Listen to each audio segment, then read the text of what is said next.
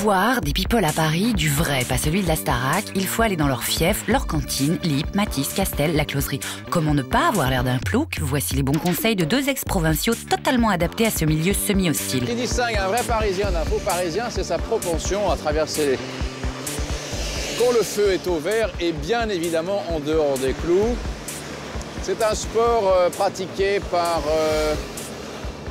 pour montrer qu'on a une certaine emprise sur la ville, qu'elle nous appartient, et également pour avoir la légère shoot d'adrénaline indispensable à la vie parisienne. Et c'était la séquence émotion. Alors surtout, ce qui est très important, c'est un rapide coup d'œil, surtout ne pas s'apesanter, ça fait plouc. Comment tu vas, ma belle? Te dérange pas, je monte là-haut. Le côté je me la pète, je connais tout le monde, c'est des années de pratique, ne le tentez pas la première fois. Chaque partie du floor correspond à un état différent. Alors il y a la terrasse, il y a la terrasse couverte, il y a l'intérieur, il y a le premier étage et il y a la petite salle du fond. Et ça correspond assez au niveau psychologique où vous vous trouvez, si vous avez envie d'être vu, d'être plutôt discret, d'être carrément un peu renfermé ou carrément seul. Pas de place to be donc, pourtant ils y sont. La dernière fois, il y avait Marc Jacob, il y avait Karl Lagerfeld qui étaient à des tables différentes comme ça. Et c'était ils étaient seuls comme ça. À partir de minuit, il y a vraiment des gens assez incroyables, quoi. Et à midi, c'est assez... bon, les jeunes, il suffit de rencard pour bouffer.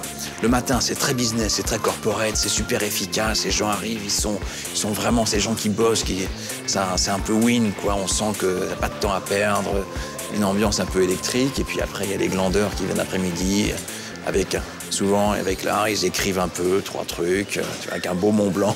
Avec ou sans star, si t'as l'œil, t'es au spectacle.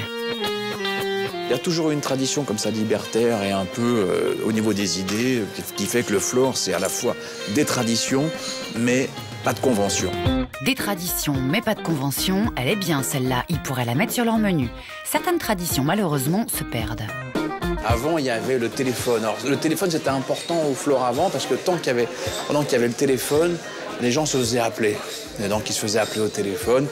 Parfois, ils se demandaient à des gens de les appeler eux-mêmes, comme ça, ils traversaient toute la salle. Il y a sûrement des acteurs célèbres, dont je taire le nom, mais qui étaient spécialistes du genre. C'est-à-dire qu'ils se faisaient appeler 3-4 fois par jour et ça leur permettait de se faire voir. On appelle monsieur Vincent en téléphone. Donc, il arrivait, il montait l'escalier, c'était tout un bins.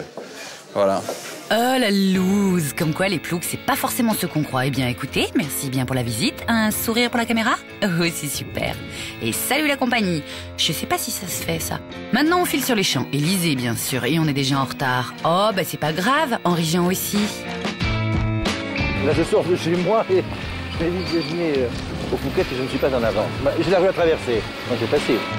C'est son annexe, son QG, sa cantine. Bonjour maître Jean, comment allez-vous? Ravi de vous accueillir. C'est très gentil. Ici, on claque pas la bise. Et vous serrez pas la main non plus, on n'est pas chez Mémé. Je me souviens, petit bécasson de province, être arrivé à Paris, le Phuket, ça me fascinait complètement. Bon, c'était un lieu dans lequel je pensais que je n'oserais jamais mettre les pieds. Et maintenant, je veux dire, on pousse la porte comme si je rentrais dans mon vestibule ou dans ma salle à manger personnelle. L'établissement a 110 ans. Il a, au cours des années, bâti sa légende. Il y a une légende qui raconte au Phuket on y mange mal. C'est pas vrai, on y mange divinement bien au Phuket.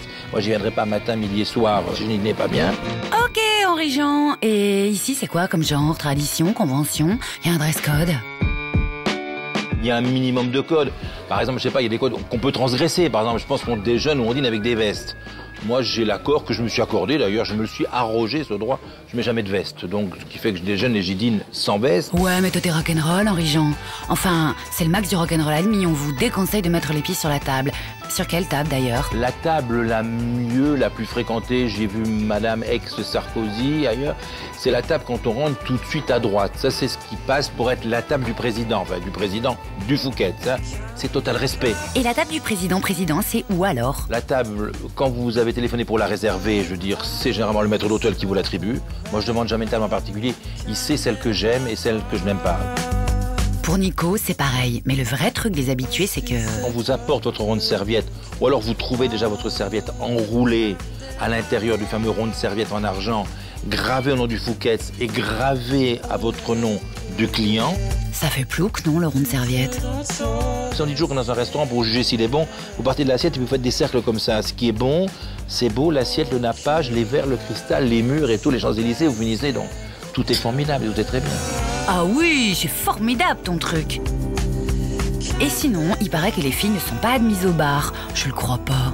Les femmes, bien sûr, en début de siècle, en fin du siècle dernier, n'allaient pas dans les cafés, n'allaient pas dans les restaurants, n'allaient pas seules, à part les courtisanes et encore. Donc, de cette époque, du début du siècle, a daté une petite pancarte qui est accrochée effectivement au bar. Mais c'est plus au niveau du vestige des années passées que bien sûr, les femmes ne sont pas interdites au bar du Fouquet, bien évidemment.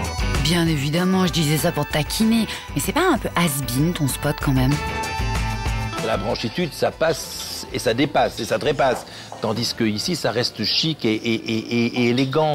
Ça, c'est chic. C'est à peine si t'oses poser tes baskets sur la moquette. Vous savez, il y a une espèce dans tous les restaurants, une espèce d'autosélection qui se fait. Les gens qui arrivent et qui se comportent mal ou pas bien, je veux dire, on n'a pas envie de les voir, on les met dehors. Avec élégance, eh oui. Est-ce qu'il y a des trucs à éviter, à ne pas faire, à ne pas dire, qui font plouc, quoi?